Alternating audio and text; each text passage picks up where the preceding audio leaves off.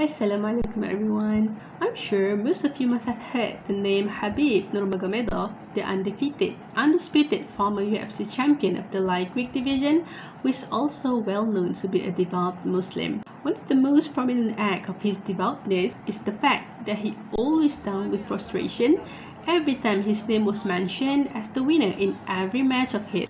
And he had been doing the same thing for a long time, even before he was involved with mixed martial arts and UFC. But today, I'm not gonna talk about Habib, it's all over the internet. Instead, I'll be talking about the man that is responsible to shape Habib the way he is today.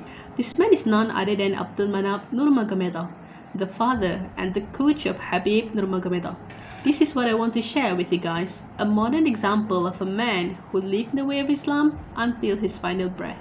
As a child, Abdulmanap was born and raised in Sildi, a mountainous village of the Avarian tribe of Caucasian people. His parents are also devout Muslims but are very poor. Moreover, they live in a war-torn area, and when the USSR fall, their life couldn't be more difficult than it is. Growing up, Abdulmanap was given the responsibility to take care of his two younger brothers and keep them away from the streets. His brothers shared some stories about Abdulmanap, where he paid their ways to become professional athletes. He used to have schedules made for them for training, studies, and everything else, and would always make sure they follow it. He used to tell his brothers, never do anything that you can't tell your parents about. It is wrong and it is despicable. Think it before you do, and not before you tell them.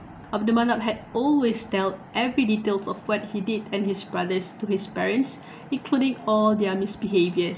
Long story short, Abdulmanap graduated as an accountant from Poltava University, and he made both his brothers to study there as well. After that, he could have become an accountant with a decent salary, but chose not to because he knows his passion lives in sport and his talent is teaching and coaching kids. And that's what he chose to become, knowing very well all the consequences. He told the people that doubted him, I know where to go, and I pray to Allah to lead my way and give me strength. Then, Abdulmanap got married and had children of his own, 2 sons and a daughter. He had always had a vision of starting his own gym or sports club so that he can bring all the kids and orphans from the streets into the gym. He wanted the kids to have a proper place to leash out their bursting, youthful energy while learning to control and discipline it. Then, a friend of his offered him a 2-story building close to the city in a village named Kirobaul. Without thinking much, he brought his family and 11 other kids to live together with him in the new building they later called home. Abdulmanap treated them all as if they are his own kids and coached them all as his first students. He doesn't care much about how many students he had, but for those that are his students, he will make sure they are disciplined and become a decent person once they grow up. Because to him, a student doesn't necessarily have to become a champion, but most importantly, he should become a good and decent person.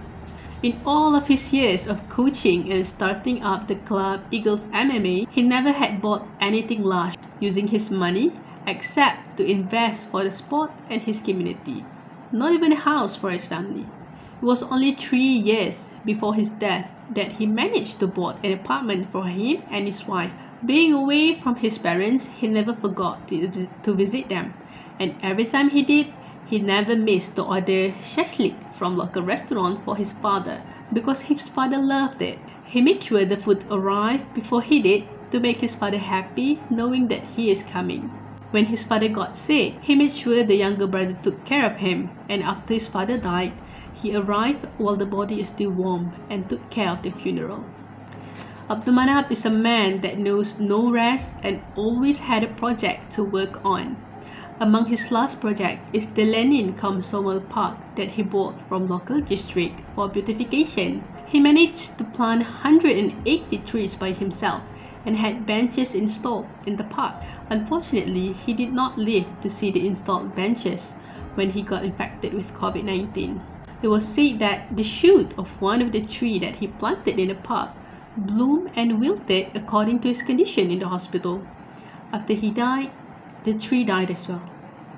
A lot of hearts are broken with the news. A lot of tears are shed at his funeral. and the world of martial arts lose one of the greatest coach they ever had. He may have died, but his vision remains, his legacy continues, and his values are manifested in every soul that had become his students, including his son, which is Habib Nurmagomedov. He will always be remembered as a son to his parents, as a father to his children, as a coach to his students, as a friend to his companion, and as a great person to every soul that know him. This is the infamous story of a man who lived to serve and not to be served. His submission to Allah made him the believer he is, and he wished nothing from this world except the pleasure of Allah. I hope you guys learned something from this story, and may Allah make us the person that He is pleased with, regardless the profession that we chose to embark in. Assalamualaikum.